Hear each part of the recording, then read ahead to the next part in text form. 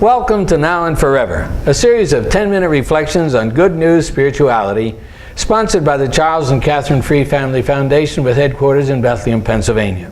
Hi, I'm Father Vince Free, a missionary of the Sacred Heart, stationed in Watertown, New York, and working in family evangelization.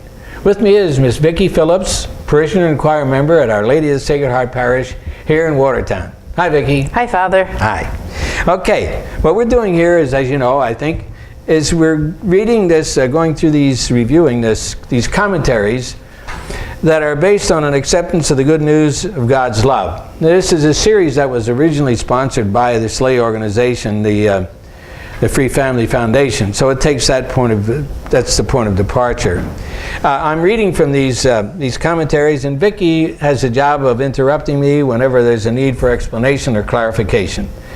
We look to have a better understanding ourselves of this approach to an apostolic spirituality, and we hope to explore how it might serve as a response to the Church's call for a new evangelization. So this is session number 6 to keep you on track, and the title is Spirituality, a New Word.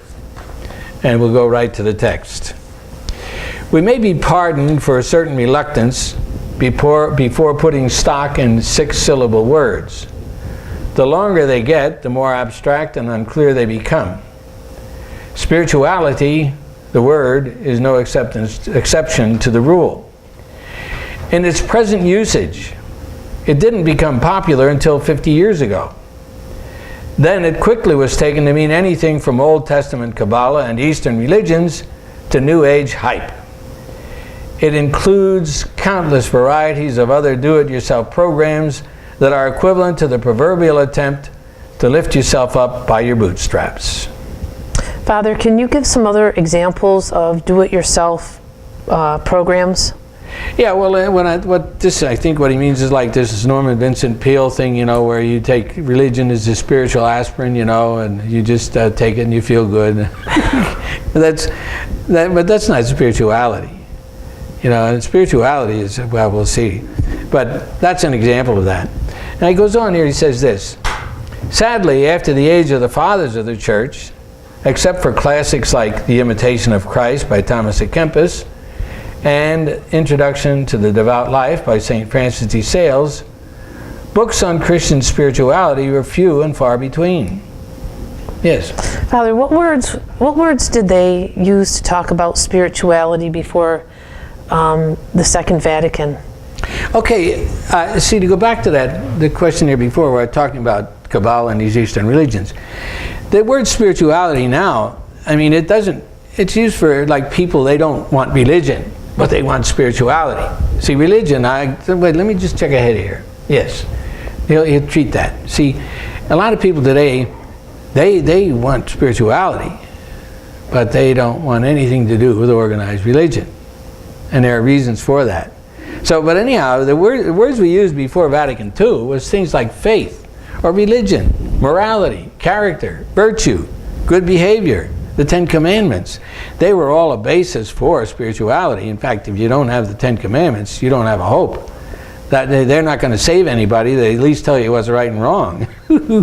So that's what we used to talk about in those terms. Let's see what he goes on here, because I see ahead here and that he does treat of this.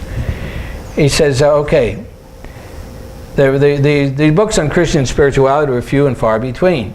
In 1960, a Redemptorist priest, F.X. Durwell, Francis Xavier Durwell, published a book in French on the theology of spirituality. Vicki. Father, can you give an idea of what a Redemptorist priest is? Yeah. Well, it's a priest that belongs to a religious society, the Redemptorists. And he's referring here to Alphonse Liguori, who did write on spiritual matters. And so that what it really means, this guy Durwell belonged to that religious order. He took vows of poverty, chastity, and obedience. He wasn't a diocesan priest.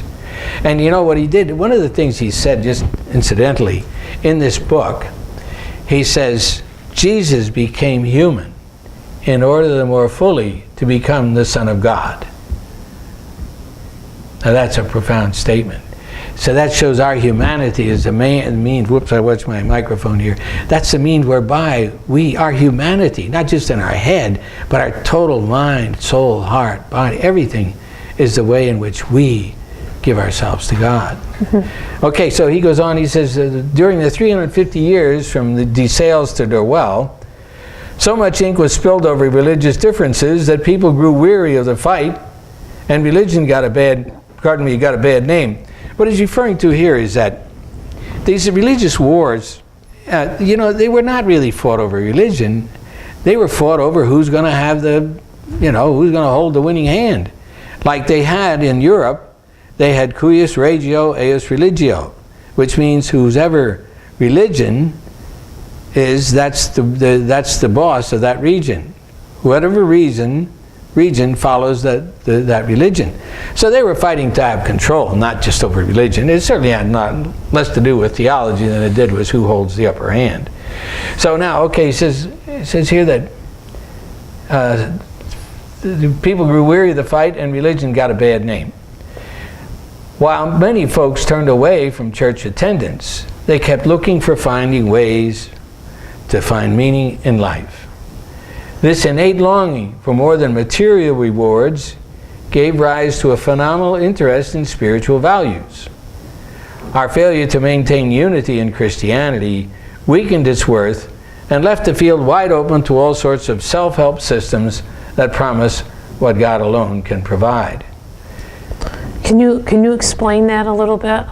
Well, see, if we had really maintained unity, I mean, now, the Christendom is divided. In fact, that's one of the reasons for Vatican II, to restore reunification of Christendom. And so, because Christianity is weakened by, so many different versions, that now if a person wants to go, I think I'll go to Christianity as to find meaning in life. Well, what version is he going to take, So what we have here is that what weakened it a great deal. Okay, now he goes to the text, continues with the text here. We can't dismiss the concept of spirituality, new word or not. In other words, this is a good word. We can't just, get rid of it because it's misused.